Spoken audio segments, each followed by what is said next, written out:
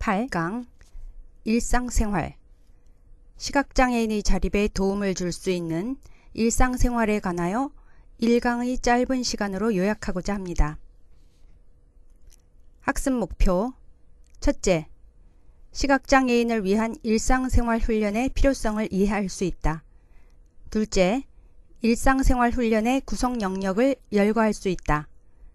셋째, 일상생활 훈련에 있어서 시각장애인에게 적용해야 할 지도 원리를 파악할 수 있다. 넷째, 일상생활 훈련의 수업 지도안을 지도 전략과 평가를 포함하여 작성할 수 있다. 이렇게 모두 4가지입니다. 1. 일상생활 훈련의 필요성. 일상생활이라 하면 삶 속에서 하루에도 몇 번씩 또는 며칠 간격으로라도 주기적으로 지속적으로 계속되는 활동을 말합니다. 모두 한번 생각해 보시겠습니까? 오늘 아침 잠에서 깨어나서부터 지금 이 온라인 강의를 들을 때까지의 일상생활은 어떤 것이 있었는지요? 일어나서 침구 정리하고 양치질하고 옷 갈아입고 식사 차려서 먹고 설거지하고 문단속하고 등등 말입니다. 즉 일상생활은 옷 입고 벗기, 화장실 사용하기, 식사하기, 세탁하기, 청소하기 등이 포함됩니다. 이런 과정에서 시각장애인은 어떠한 어려움과 불편함을 겪을까요? 매일 하는 일을 다른 사람의 도움을 받지 않고 스스로 할 수 있다면 그만큼 더 자립을 할 수 있겠죠. 그렇다면 정한인들은 저절로 이러한 기술을 익혀서 해나간 것 같지 않은가요?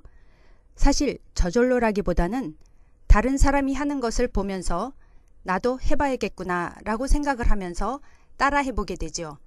이것을 바로 우연적 학습이라고 하는데 시각장애인은 시각의 손실로 이 우연적 학습의 기회를 덜 갖게 돼서 어려움이 생기는 거죠. 또한 옆에서 시각장애인을 대신해서 도와주려고만 하지 해볼 기회를 주지 않기도 하죠. 즉 과잉보호로 새로운 기술을 수행할 기회를 방해받게 됩니다. 따라서 시각장애인의 일상생활 익히기는 모방학습으로만 되기 어렵고 체계적 방법으로 익혀나가야 한다는 것입니다. 후천적 시각장애인의 경우는 지금까지의 방식 말고 일부를 수정해서 일상생활을 수행해 나가야겠죠. 2. 일상생활 훈련의 구성 영역은 어떻게 이루어졌나 선행 연구들을 통해 잠시 살펴보겠습니다. 미국의 텍사스 주립맹학교에서는 12개 영역으로 512개의 하위 기술을 선정하여서 교육과정을 만들었습니다. 발달 주기의 연령별로 그 기술을 구분하기도 하였습니다. 가장 최근에 출판된 미국 자료로 ECC, 즉 Expanded Core Curriculum이라는 책에서는 크게 조직성, 개인위생 및 몸단장, 착탈이, 의류관리, 시간관리, 전화사용, 돈관리, 식사, 조리의 영역으로 크게 나누고 하위 기술을 나열하였습니다. 교재에 표로 정리되어 있습니다. 그리고 우리나라에서 현재 진행되고 있는 작업으로 시각장애인의 자립생활이라는 제목의 교사형 지도서가 집필되고 있습니다. 즉 초등학교, 중학교, 고등학교 교육과정으로 나누어 창의적 체험활동 시간에 적용하고자 하는 것입니다. 이 중에서 일상생활 영역은 크게 건강과 안전, 의생활, 식생활, 가정생활로 구성되어 있습니다. 3. 일상생활의 지도 전략을 소개하겠습니다.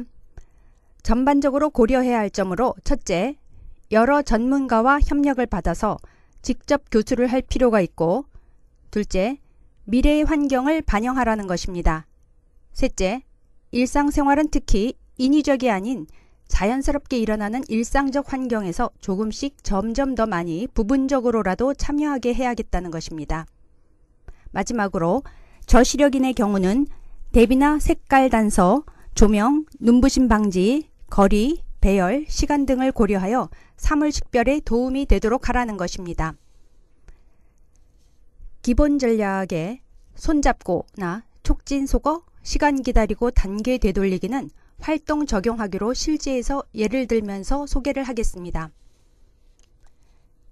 실제 예로 양말 신기 활동을 적용하면서 과제 분석 등의 전략을 설명하겠습니다. 과제 분석표를 보셨죠? 이렇게 발목 양말 신기라는 간단한 기술을 이행하는데도 몇 가지의 하위 기술로 나눌 수 있습니다. 이렇게 하는 것을 과제 분석이라고 합니다. 영어로는 task analysis. 그런데 이렇게 착탈의 기술 같은 경우는 과제 분석을 하고서 실행은 거꾸로 해나갈 수 있습니다. 즉, 엄마가 아동의 양말을 거의 신겨놓고 마지막 동작만 아동이 하게 하는 것입니다. 안 되는 처음 동작부터 하는 것보다 훨씬 성취감을 느낄 수 있을 것입니다. 이것이 바로 역순으로 backward training이라는 것입니다. 잘 안 되는 단계는 되돌아가서 그 단계부터 다시 반복해서 연습을 해야겠습니다. 그러면 각 단계마다 성취 수준이 있겠죠. 얼마큼 도와줘서 했는지.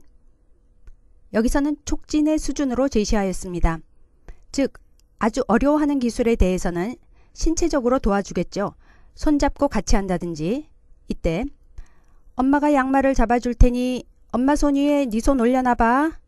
그 다음에는 네가 양말을 잡아봐. 엄마 손을 네 손 위에 올려놓고 같이 끌어올리자.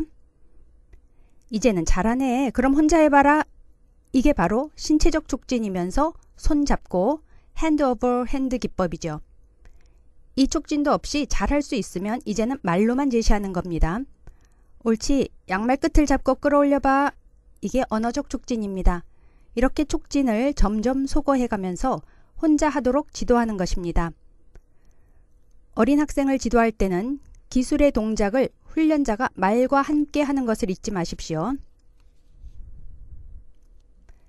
전체적으로 지도의 기본 원칙을 다시 한번 열거하였습니다. 이 중에서 과제를 회피하지 말고 접하게 하라는 항목은 매우 중요합니다. 시각장애인이라고 하여 과잉보호를 한다든지 우연적 학습의 기회를 없애지 말라는 것입니다. 대학교에 다니던 시각장애 학생이 저에게 해준 얘기가 있습니다. 고등학교 때 미국에 연수를 한 달간 시각장애 학생 여러 명하고 간 적이 있는데 한 달이 지나도록 다른 아이들은 손톱을 혼자 못 깎더라고요. 여태까지 엄마가 해줬대요.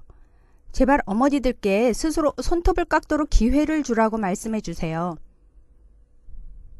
이 단계별 기술이 아니라 전체 과제에서 하나에서 이행하게 하라는 양말 신기 활동에서 과제 분석한 3단계가 안 된다고 3단계만 연습시키는 것이 아니라 양말 신기 전체 활동을 반복하면서 할 필요가 있다는 것입니다. 3. 조직화 기술을 가르쳐라. 4. 일관성과 규칙성을 유지하라. 5. 과제 분석에서도 역순 반복을 활용하라도 기억해 두시길 바랍니다. 6. 또한 적절한 환경에서 기술을 가르쳐야겠습니다. 즉, 양말을 신을 필요가 있을 때 그래서 양말 신기를 반복하여 익히기 위하여서는 외출이나 야외 놀이의 횟수를 늘릴 필요가 있습니다. 그 외에 7. 시각장애인 개인의 능력에 맞는 기준을 적용하라. 8. 기술을 익히면 반복 연습할 시간을 주어라. 9. 기구보다는 기법을 적용하여 환경을 최소한으로 적합화하라. 10. 항목을 구별하고 명칭 짓는 체제를 개발하라. 마지막으로 가정과 학교 또는 기관 간의 책임을 공유하여야 하겠습니다. 4. 일상생활 영역별 기술의 지도. 괄호1 공통기술에는 안전확보기술과 정리정돈기술, 사물식별기술, 점검 및 예방기술이 있습니다. 기술 한 가지씩만 소개해 보겠습니다. 면도날이나 칼과 같이 날카로운 물건은 덮개를 씌워 안전한 곳이나 욕실 또는 관련된 곳을 정하여 정리정돈하여 보관하는 것이 필요합니다. 음식 만들기나 식사하기와 관련된 물건은 부엌에 보관, 의복은 옷장이나 옷걸이에, 세면도구는 욕실에, 학습 및 업무 자료는 서재에 배치하는 정리정돈 기술도 익혀야겠죠. 사물 식별 기술의 예로 칫솔이나 약병, 옷과 같이 구별해야 하는 물건에 실이나 고무밴드, 테이프, 점자 등으로 식별 표식을 하여 촉각 단서를 만들 수 있습니다. 점검 및 예방 기술에 해당하는 것으로 빗자루로 청소할 때 방을 구획지어 체계적으로 쓸면서 가끔씩 확인하기입니다. 그 외에 더 많은 구체적 기술의 예들은 교재를 참조해 주십시오. 괄호 2 식생활 기술은 크게 조리하기와 식사하기로 구분하고 하위 기술을 익히도록 지도해야 합니다. 실제 물 붓기를 지도한다고 생각해 보십시오. 식생활 기술의 첫 번째 조리하기에 해당하는 기초적인 내용이죠. 부록에 내용이 담겨 있습니다. 계량컵과 넓은 접시를 준비합니다. 먼저 물을 사용합니다. 그 다음 계량컵의 주둥이를 컵에 갖다 댑니다. 검지를 마시는 컵 안에 넣고는 컵을 잡습니다. 손가락 끝에 느껴질 때까지 물을 붓습니다. 연습할 때는 물이 넘쳐도 괜찮습니다. 접시를 받치고 하니까요. 조리하기의 훈련은 하위 기술 하나씩을 연습하는 것보다는 쉬운 메뉴를 선택하여서 직접 요리를 하면서 하위 기술을 익혀나가는 것이 전략입니다. 이때 생활보조도구인 음성 출력 감지 기구를 컵에 걸쳐서 사용할 수도 있습니다. 교재의 그림을 참조하시면 좋겠습니다. 또한 촉각이나 청각의 단서를 활용하는 등의 대안을 마련할 수도 있습니다. 식생활 기술의 두 번째 식사하기. 이 전략에는 손 안내법과 시계판 참조법을 활용할 수 있습니다. 손 안내법은 훈련생으로 하여금 자신의 젓가락을 쥐게 하고 시각장애 전문가가 훈련생의 손 위를 가볍게 쥐고는 일정한 방향으로 안내하면서 상에 놓인 음식 이름을 말해주는 것입니다. 시계판 참조법이란 식탁에 차려진 음식을 시계판과 시계바늘로 연상시키도록 하여 음식의 위치를 알려주어 기억하도록 하는 방법입니다. 즉, 김치는 2시 방향에 있습니다. 이렇게 말입니다. 개인 접시에 음식을 덜어줄 경우에는 한 접시에 5가지 이상을 놓지 않도록 하고 움푹한 그릇을 사용하는 것이 더 적절합니다. 괄호 3 의생활 기술에서는 의복의 식별과 선택을 위하여 분류하고 매칭하는 데 촉각적 방법을 활용할 수 있습니다. 교재의 그림에 나와 있듯이 옷 표시기를 사용하는 방법도 익혀둘 필요가 있습니다. 계절이나 유행 또는 작업 및 행사 등의 상황에 맞춰 옷을 입을 수 있도록 지도해야 합니다. 그 외에는 세탁하기, 바느질하기도 있습니다.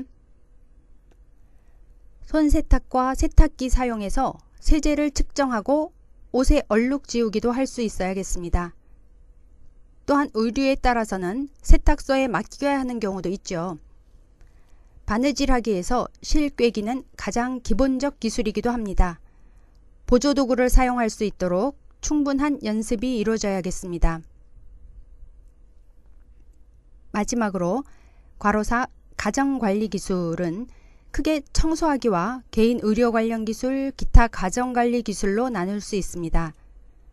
청소하기에서는 청소기술 이외에 침상 정리와 물걸레질도 다룹니다. 또한 이러한 기술에는 일반적인 기준도 있지만 가정 고유의 방식도 반영하여 일반화할 수 있도록 지도가 되어야 합니다. 개인의 의료 관련 기술은 약 복용과 관련하여 매우 중요합니다. 여러 가지 약이 있을 때 스스로 구분할 수 있고 적당량을 복용할 수 있어야 합니다. 큰 글자도 읽을 수 없고 점자도 읽을 수 없는 훈련생의 경우에는 약병에 숫자를 달리하여 고무밴드를 감아 놓거나 약봉지를 다른 모양으로 접어둘 수도 있습니다. 또한 시각장애인에게 맞게 수정된 도구가 있다면 소개하여 유용하도록 하면 좋겠습니다. 음성혈압계나 음성혈당계를 활용할 수 있게 말입니다. 그 외에 가정관리 기술은 칫솔에 치약 묻히기, 면도하기, 지폐 식별하기를 소개하였습니다. 칫솔에 치약 묻히기는 칫솔의 경계에 둘째 손가락을 펴놓고 치약이 느껴지는 순간 치약 짜는 것을 멈춥니다. 손가락은 물로 씻으면 되지요. 면도하기는 일정한 순서를 정해서 군데군데 빼놓지 않도록 합니다. 면도기의 움직이는 속도나 피부에 눌리는 압력은 자신만이 느낄 수 있으므로 훈련생이 선택하도록 허용합니다. 다만 상처가 나지 않도록 안전성에 주의를 기울여야 합니다. 지폐는 액면가별로 지폐를 구분하여 보관하는 것이 식별하기에 가장 적절한 관리 방법입니다. 시간 관계상 구체적으로 일일이 설명하지 못하지만 미국의 워싱턴 주립맹학교의 사이트에 접근하면 몇 개의 기술에 대하여 동영상으로 안내가 잘 되어 있으니 참고하셔도 좋을 듯 합니다. 사이트 주소는 조리하기의 실제에서도 소개하였습니다. 5. 일상생활 훈련의 평가. 일상생활 기술 평가를 하여 지도안을 작성하는 것으로 본 강의는 마무리하겠습니다. 훈련생의 고려해야 할 특성에 대하여 간략하게 기술합니다. 달성해야 할 수업 목표를 설정하고 실행에 필요한 준비물 및 적합화 내용을 작성합니다. 일상생활 기술 평가에 대하여 먼저 자립 수준을 표시합니다. 수준의 정도는 학생이 다음의 6단계에서 어느 정도에 해당하게 수행하는지를 파악하는 것입니다. 5점은 도움 없이, 4점은 여러 단계를 한 번의 지시에 따라, 3점은 언어 촉진, 2점은 단계마다 언어적 촉진, 1점은 신체적 도움, 0점은 수행 못함. 물론 4단계, 5단계로 설정하셔도 좋습니다. 이와 같이 두 번째, 조직성도 학생은 지속적으로 다음을 잘하는지 평가하는 것입니다. 즉, 잘하는 경우는 5점으로 과제를 위해 적절한 용구, 방법 및 물건을 고르고 작업 환경을 효율적으로 조직할 수 있을 때입니다. 3점은 용구 및 방법, 작업 영역을 조직하거나 선택하기 위해 도움을 필요로 한다. 0점은 선택 및 조직을 하지 못한다. 세 번째, 안전성에서의 평가는 5점은 안전한 방법으로 과제를 완성할 경우, 3점은 과제를 안전하게 수행하기 위해 촉진을 필요로 한다. 0점은 안전의 필요성을 알지 못한다 입니다. 네 번째, 동기화에서는 5점은 과제를 주도하여 수행하고자 스스로 동기를 부여할 때, 3점은 과제 수행을 위해 외부의 강화가 필요할 때, 0점은 과제를 수행하지 못할 것이다 입니다. 평가의 마지막으로 과제 수행 시간은 각 과제를 이행하는 데 소요되는 시간을 기록합니다. 일상생활 기술의 평가에 이어서 두 번째, 수업 지도안 작성에서는 예시를 나타내었습니다. 활동은 계란 삶기이고 이에 대한 목표를 계란을 반숙으로 삶기로 구체화하였다면 관련 하위 기술을 나열해 보는 것입니다. 가스 점화하기, 화력 조절하기, 끓이기 등. 그리고 이를 실행하기 위해서는 훈련생의 현재 수준을 평가해야겠죠. 좀 전에 평가에서 제시된 대로 자립도, 조직화, 안전성, 동기화, 소요 시간을 체크하고 이 수준들을 향상시키고자 지도하면 되겠습니다. 즉, 냄비에 계란과 물을 담을 때 손바닥으로 계란 높이만큼 물이 찼는지 확인하는 과정도 담고요. 가스 점화하기를 스스로 못한다면 처음에는 도와주면서 나중에는 촉진을 없애가면서 스스로 하도록, 이때는 안전성을 충분히 점검하셔야 합니다. 만약 훈련자가 가스 점화하기는 너무 힘들어하면서 하지 않으려 하면 동기화가 떨어지는 것이니 동기화가 높은 기술부터 가르치는 것도 필요합니다. 이러한 것들을 고려하여 절차를 채워나갑니다. 자, 칸을 다 채우고 실행해 보았다면 지도가 끝난 것일까요? 실행 후에 반드시 평가를 해야 합니다. 향상도도 평가해야 할 것이고 어려운 점 등을 관찰하여 다음에 반영하도록 기록으로 남길 때만이 수업 지도안이 완성되었다고 할 수 있겠습니다.